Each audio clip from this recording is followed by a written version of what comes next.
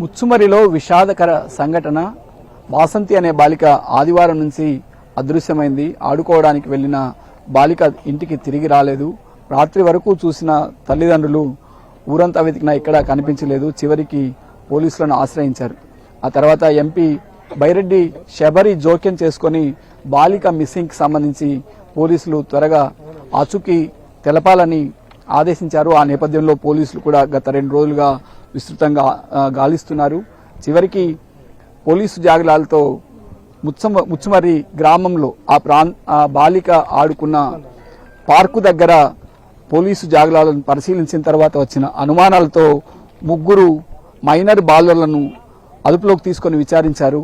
మనకు అందిన సమాచారం ప్రకారం అయితే బాలికపై దారుణానికి ఒడిగట్టి చివరికి హత్య చేసి ముచ్చుమర్రి ఎత్తిపోతల పథకం అప్రోచ్ కెనాల్లో పడేశారని సమాచారం.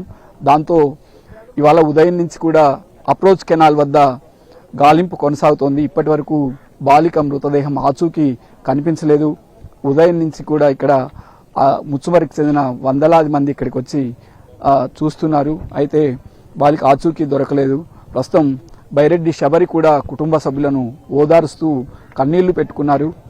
ప్రస్తుతం బైరెడ్డి శబరితో మాట్లాడే ప్రయత్నం చేద్దాం. చెప్పండి ఎంపీ గారు, అసలు ఈ దారుణాన్ని ఎట్లా చూస్తున్నారు మీరు? చిన్న పాపం చిన్న పాప 8 సంవత్సరాల పాప. ఆమెకు అసలు ఏమీ తెలియదు. ఏదో చాక్లెట్లో బిస్కెట్లో ఇస్తామంటే వెళ్ళుంటది అని నేను అనుకుంటున్నాను. కానీ ఇది ఎంత దారుణం అంటే అసలు ఆ చిన్న పాపను తీసుకెళ్లి మరి ఏం చేశారో ఇంకా ఇన్వెస్టిగేషన్ లో ఉంది కాబట్టి నేనేం మాట్లాడలేకపోతున్నాను. మనకు క్లారిటీగా రావాలి, ఏం చేశారు, ఏం జరిగింది, అసలు ఎవరు చేశారు అనేది క్లారిటీగా ఇంకా ఇన్వెస్టిగేషన్ లో ఉంది. కాబట్టి ఇది అసలు చాలా కిరాతకమైన పని. మరి మీరు అంటున్నారు మైనర్ బాలికలు బాయ్స్ అని అంటున్నారు. మరి నిజంగా అది నిజమే అయితే గనక ఇంకా నాకు మాటలు లేవు నిజం చెప్పాలంటే. ఎందుకంటే ఈ నందికొట్కూరు, ముఖ్యంగా నంద్యాల పార్లమెంటు ఎంతో మహిళలకు ఎంతో గౌరవం ఇచ్చే పార్లమెంట్. ముఖ్యంగా నందికొట్కూరు మా ముచ్చుమర్రిలో మహిళలకు చాలా గౌరవం ఇచ్చే ఈరోజు నేను ఎంపీగా అయ్యాను అంటే దానికి కారణం ఒక మహిళకు గౌరవం ఇచ్చి ఒక మహిళ చేయగలుగుతుంది అనే నమ్మకంతో నాకు ఓటేసి గెలిపించారు. నేను 4 రోజులైంది, ఇప్పటికి ఇది 4వ రోజు.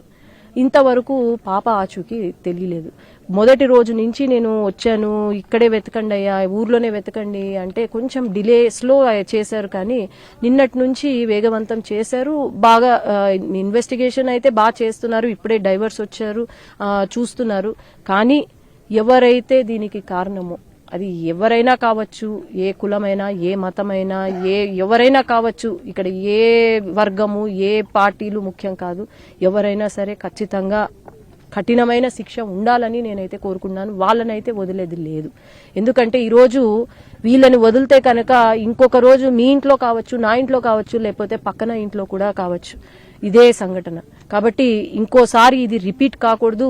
అంటే బహుశా వీళ్ళు వైసీపీ ప్రభుత్వంలో ఉన్నప్పుడు ఏం కాదులే, ఎట్లా పట్టించుకోరు అని అనుకుంటున్నారు. కానీ ఇప్పుడు వచ్చింది మాత్రం తెలుగుదేశం ప్రభుత్వం. ఖచ్చితంగా చంద్రబాబు నాయుడు గారు, లోకేష్ అన్న, అట్లాగే మన హోంమంత్రి గారు ఖచ్చితంగా కఠిన చర్యలు తీసుకుంటారు, తీసుకోవాలి అని నేను కోరుకుంటున్నాను.